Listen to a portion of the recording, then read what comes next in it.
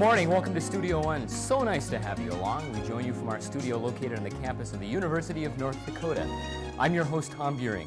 Up ahead in this half hour, MaryAnn Keller, State Executive Director of the American Diabetes Association, discusses the fight against diabetes, which attributes to one death every 2 minutes in the United States. We'll also hear about the inspirational story of Bob Schumaker, captured and imprisoned in Vietnam for 8 years, now an Associate Dean at the Center for Aerospace Sciences. But first this morning, let's go to the news desk with Amy Bremser. Amy? Thanks, Tom, and good morning, everyone. The commander of the Space Shuttle Atlantis has a cold and can't go to space. Commander John Creighton's cold and sore throat canceled yesterday's scheduled launch. Doctors will examine him again today to see if he can fly. The weather is also a concern. A deal between the federal government and Exxon over the accident in Prince William Sound may be in the works, and Alaska's Attorney General is upset about it. A source says the government would agree not to prosecute the company or its officials if Exxon pays criminal penalties and restitution for the damage caused by the Exxon Valdez. But the Attorney General says that may limit his ability to prosecute. Water quality is a common concern throughout the United States. In North Dakota, where only 2% of the state's surface is water, the problem is increased. Chris Blaine looks at how some residents have sought to protect their water quality. Most of North Dakota's major cities are located next to rivers, with 40% of the state's population relying on a continuing supply of surface water for personal use, livestock production, irrigation, industrial use, and even recreation. The remainder of the state's residents are dependent on water from under the Earth's surface, known as groundwater. When 3 wells in northeastern North Dakota were found to have inordinate levels of nitrates, water users voiced concern over the possibility of contamination of the underground aquifers. The possibility of spreading contamination through irrigation brought rural water users and state officials together at a hearing in Grand Forks. The hearing, entitled Protecting Our Aquifers, centered on safeguarding the existing rural water supply. Clark Cronquist, past president of both the state and national rural water users, Cronquist says with proper monitoring before and after irrigation permits are issued, all water users can coexist. And we want to cooperate with the irrigators. We know that they have economic concerns and they have to further their economic pursuits. There is close to 200,000 acres of North Dakota farmland under irrigation. Milt Lindvig is director of hydrology for the State Water Commission that issues conditional use permits. Lindvig says that the hearing has addressed a need for close monitoring of water quality. However, there is no immediate danger. We have not found any indications of agricultural pesticides occurring in the groundwater system. There are some very low levels of nitrates in certain places, very localized. Jack Peterson of the North Dakota Department of Agriculture says his agency will act as a clearinghouse for information concerning agricultural water quality, including pesticides and irrigation. One thing is apparent after today's meeting: whether it's domestic, municipal, irrigation, livestock, industrial, or recreational use, such as fish and wildlife, the #1 priority of use of water in North Dakota and the United States is for human consumption. For Studio One News, I'm Chris Blaine reporting. The dean of the UND Medical School says he's not afraid the school may lose its accreditation. Responding to a report last week, Dean Edwin James says that while the Strategic Planning Committee report did say budget cuts might jeopardize the school, he was never afraid that would actually happen. The report was prepared for the Board of Higher Education, outlining the consequences of an additional $5 million cut. James says the board agreed with the report and he expects no additional cuts. The Fighting Sioux hockey team heads to Wisconsin this weekend in hopes of sweeping the Badgers to earn a share of the WCHA title. The Sioux pushed its record to 24-9-3 after trouncing Michigan Tech last weekend. 5 of the team's players are ranked in the top 15 for scoring in the league. Most notably is sophomore wing Dixon Ward, ranked 4th with 42 overall points. With its sweep of Michigan Tech, the Sioux have clinched home ice advantage for round 1 of the WCHA playoffs. And that's all for Studio One News. Tom? Very good. Thank you, Amy. That's the way schedules should be made, with first place hinging on the final weekend of play, unless, of course, it involves your team. This falls under the category of being at the right place at the right time, a bit of a rarity occurring only this time of year. Should you get up early in the morning, look out the window. You just might catch a glimpse of Venus.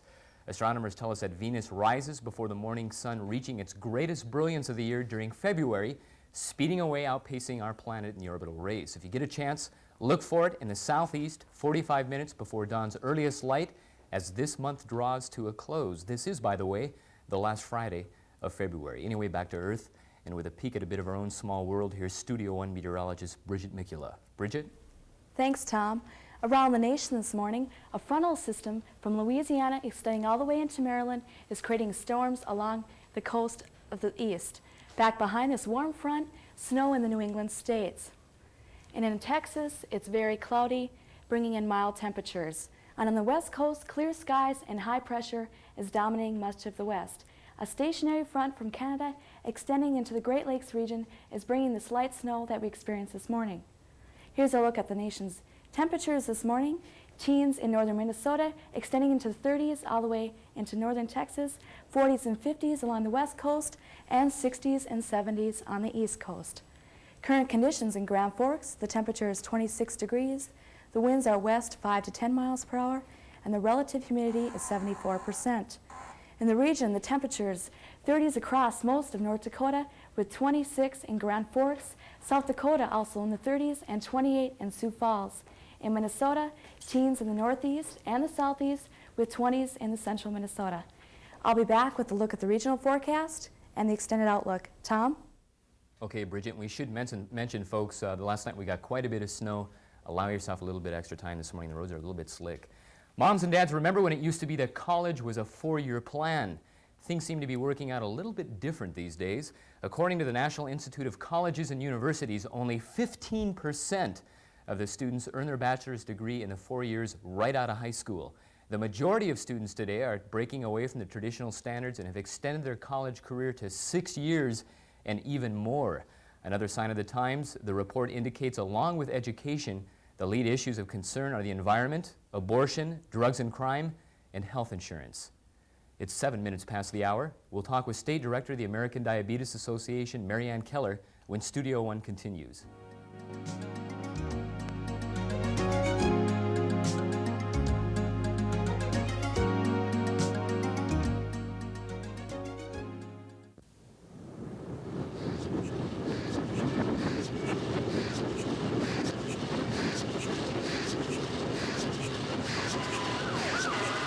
No matter what you're running from, there's someone to run to. Covenant House. No matter what your problem is, we're here to listen. Wherever you are, we can get you help. So call us now on the 9 line. It's free. 1-800 and keep dialing 9. Kareem, we'll never see eye to eye on anything. Don't be so short-sighted. We can both see that space research benefits everyone. Oh, like the scratch-proof lens developed for the Apollo space camera? That same technology led to scratch-proof eyeglasses, sunglasses. And even goggles. You wouldn't need those if your horse was always in front. That's a tall order. What we're learning up there Is helping us all down here. space technology. This is what's in it for you. Welcome back to Studio One. More than 11 million people in the United States have diabetes, and almost half of those don't realize they have this chronic disease. Although research has made exciting progress, presently there is no cure. Our next guest has been leading a mission to prevent and cure diabetes and to improve the lives of all those people it has affected.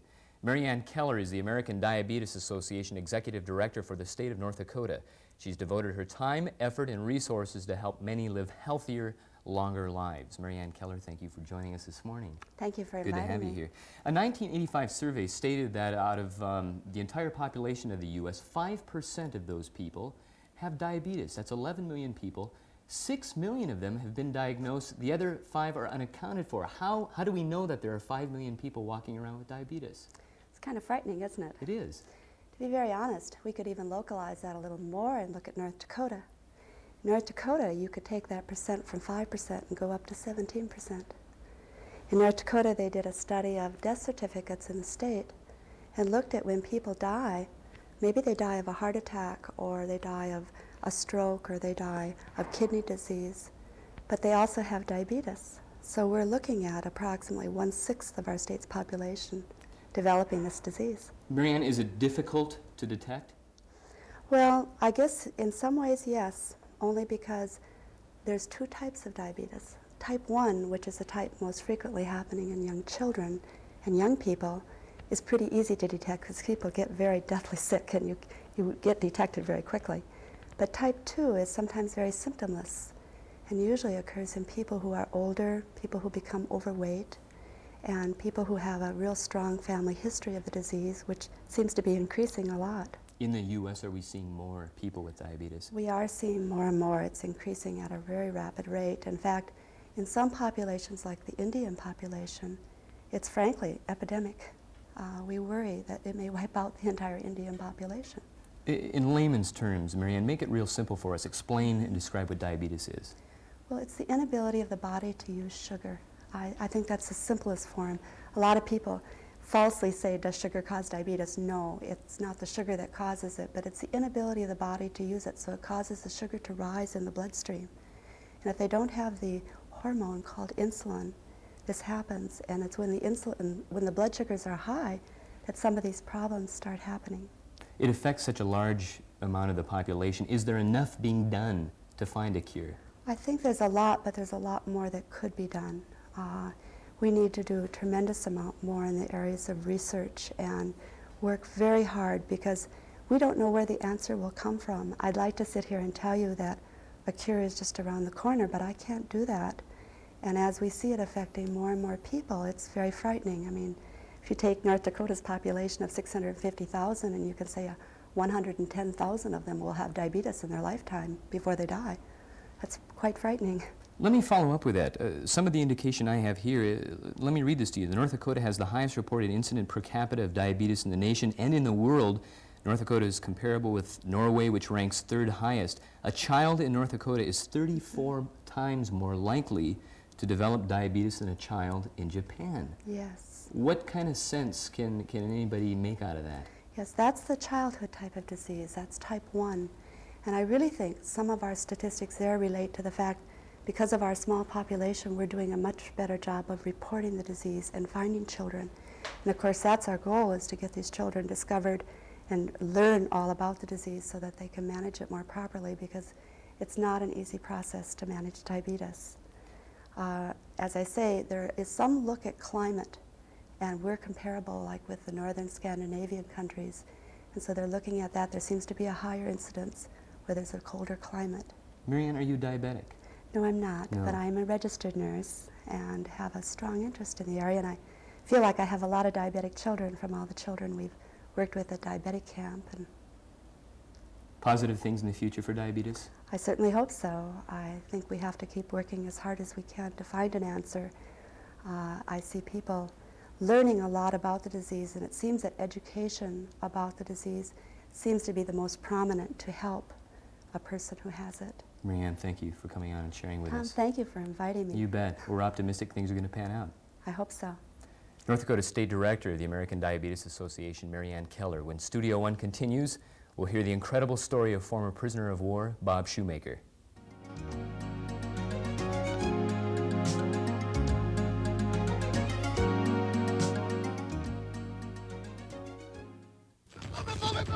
This company needs quick decisions.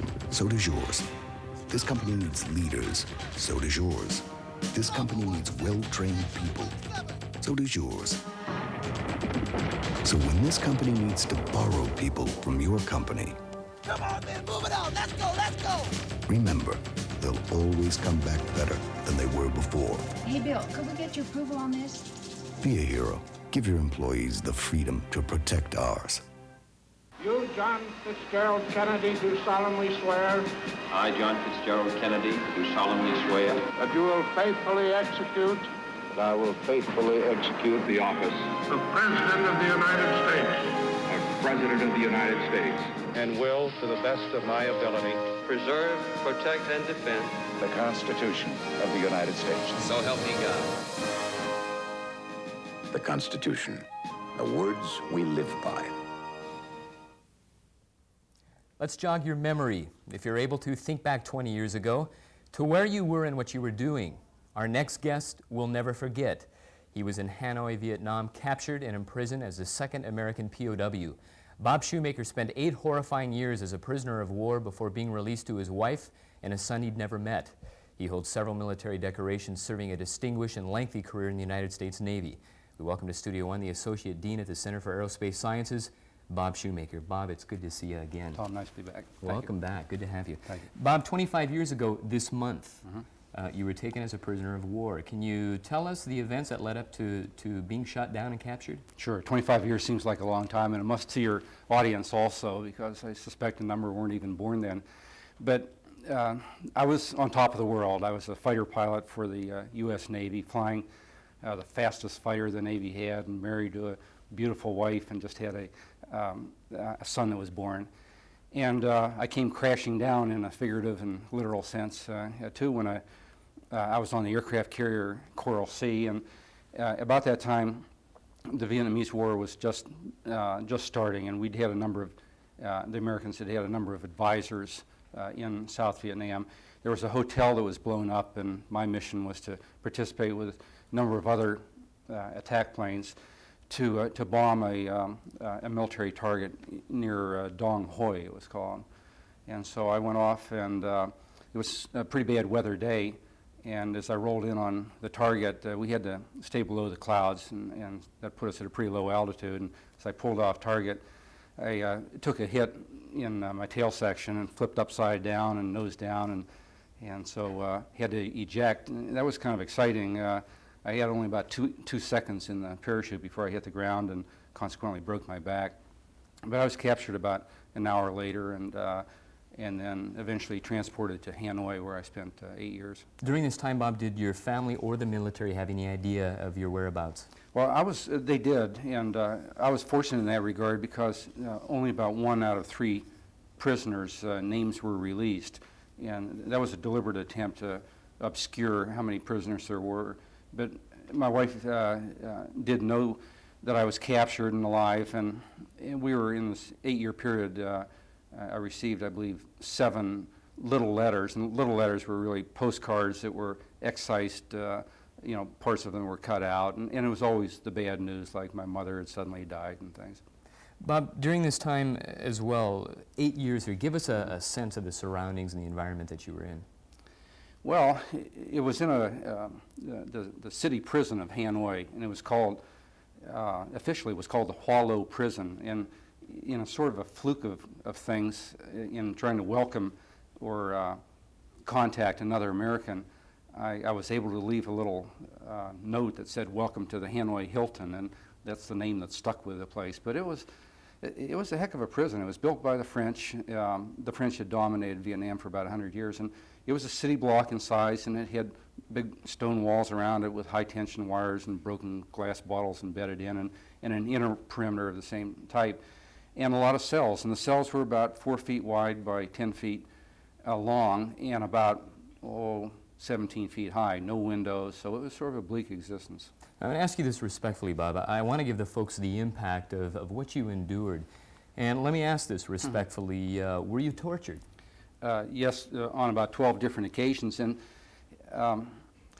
the techniques they used were fairly gruesome. And what they wanted was for us to go beyond what we were obliged to give. The Geneva Conventions require military people to give only 4 items of information: name, rank, serial number, and date of birth. And the first time I was tortured, they wanted to get some impression of how wealthy my family was, and wealth to them meant how many chickens my father had. So, you'd say, well, why in the world would you ever fight something like that? Well, you have to draw your standards and draw the lines, and I think that applies to your audience too, that you have to maintain your standards so that when you're transgressing them. But the torturing techniques were mostly with handcuffs behind your back, and they were ratchet-type handcuffs that they'd start off at your wrists and then move up toward your elbows. And consequently, I don't have any feeling in my thumbs these days.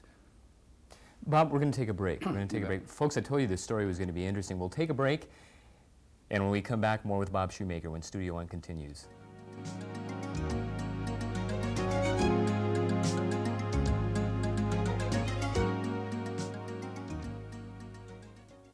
The stiletto, outlawed in most major cities. The trench knife, it boasts a 7-inch solid steel blade. The survival knife, designed to cut through virtually anything. Yet the most dangerous knife of all may be the one we use to eat too much high-fat food, the ordinary table knife. For a free booklet on how to help reduce your risk of cancer and heart disease through low-fat eating, call 1-800-EAT-LEAN. We're talking with former POW Bob Schumaker, currently Associate Dean at the Center for Aerospace Sciences. Bob, during this time, I can't imagine the bonding of special friendships you made then, and yet they just kind of still keep coming around. Tell us about Charlie Plum. Well, Charlie Plum was a naval officer, a fairly junior fellow, was shot down in about '67. And I suppose if there's a moral to the story, it's that you don't always know how you influence other people. And he's today is a public speaker that goes around the country giving motivational speeches. But I was able to contact him in a kind of ingenious way, I think, because we lived in separate cells, and he was feeling quite bad and wounded, and I was able to poke a little wire into a cell that was about 7 feet away. And by putting tension on this wire, we were able to communicate through this code that we developed. And he credits that with helping him get through his 6 years of imprisonment.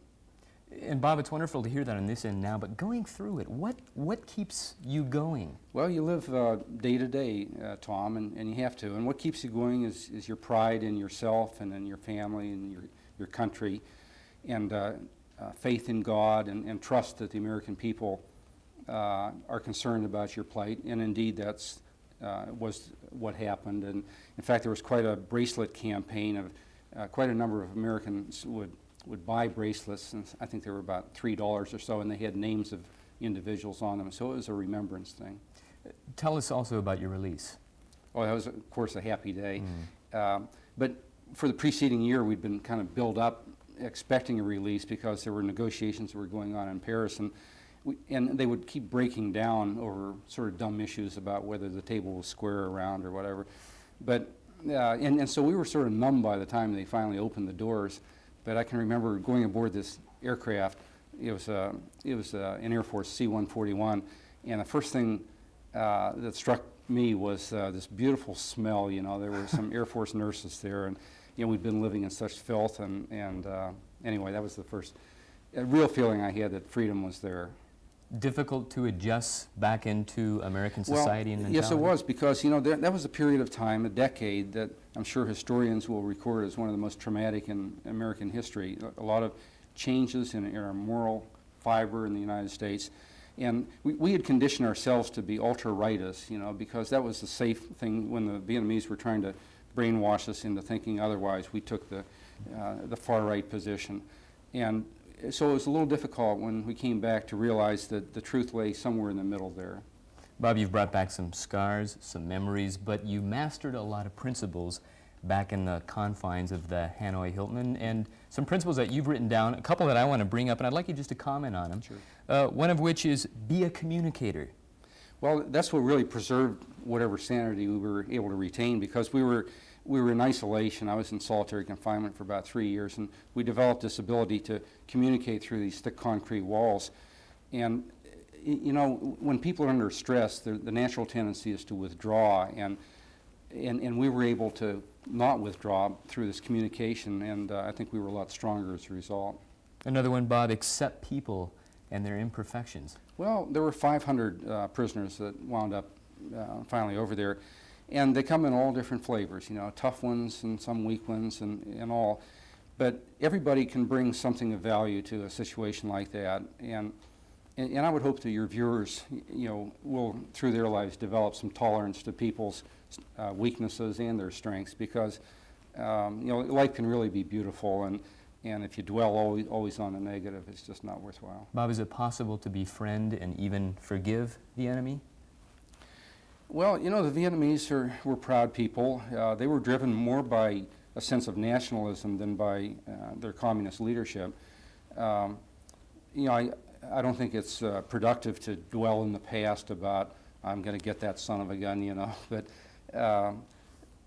so, you know, I think you have to move on in life. And I have some very fine friends that are Vietnamese, not the guards over there, but there were some South Vietnamese who believed in their country and in their freedom, and we maintained some contact with them. Something else you've indicated too is leadership and age don't necessarily go hand in hand. Well, that's true. You know, there were people that were very senior at the rank of colonel, and there were others. In fact, there was a seaman, a seaman from South Dakota, and if you had time, sometime we'll talk about him. But he was a marvelous fellow, the junior guy on the totem pole, but he led by example, and just a marvelous person. Bob, and your son today is doing what? He's a medical student at Yale, delivering babies, and we're very proud of him. He's our only child, and he was just 2 weeks old when he was shot down and didn't really have a father until he was about 9 years old. So we're proud of him, and we brag a little bit about him, so forgive me. No, I completely understand. Your wife and son certainly have earned some medals. Bob, it's been a pleasure talking with you. You've carved out and redefined the term hero again this morning, and I mean that sincerely. Thank you very much, but everybody can be a hero. Appreciate that. Thanks, Bob. Bob Schumaker, Associate Dean at the Center for Aerospace Sciences. We'll take a look at the weekend's forecast when Studio One continues.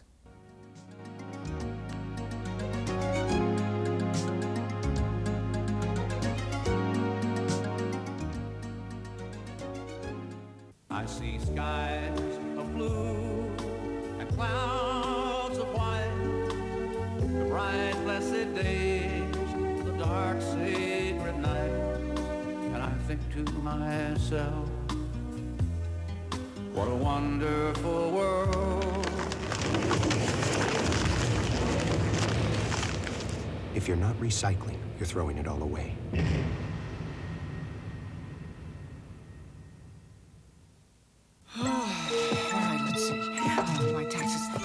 For some people, doing their basic tax forms by themselves can make them feel like they're climbing the walls. My full name is, I remember that, Dependent.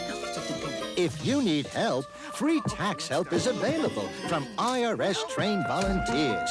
Find them by calling 1-800-424-1040. They'll make your taxes less taxing. It's 27 minutes past the hour. For those of you off to Minneapolis this weekend, sports-minded and all dressed up with no place to go, at the Met Sports Center, the Minnesota North Stars take on the Boston Bruins Saturday night. Face-off is at 7:35. Could be your last opportunity to see Boston and Minnesota if rumors of the North Stars' departure holds up. Across town in basketball, the Minnesota Timberwolves winning 7 of their last 8 home games. Not too shabby for an expansion club. Host the Dallas Mavericks at the Metrodome Sunday afternoon. Tip-off is at 2:30. You can call Ticketmaster for more ticket information. Bridget Mikula joins us for one last look at the weather this morning. Bridget? Thanks, Tom. Here's a look at the nation's forecast. This cold front will be pushing further eastward. Back behind this front, snow will continue in the New England states. It'll increase cloudiness and windy across New York and Pennsylvania. In the southeast, clear skies and cooler temperatures, mild across the south central United States. Over on the west coast, a new system is moving in, creating showers in Utah and Washington. High pressure system will be moving further south with sunny and warm temperatures in this region. In our region, a cold front from southern Canada all the way in through Illinois will be creating light snow in our area.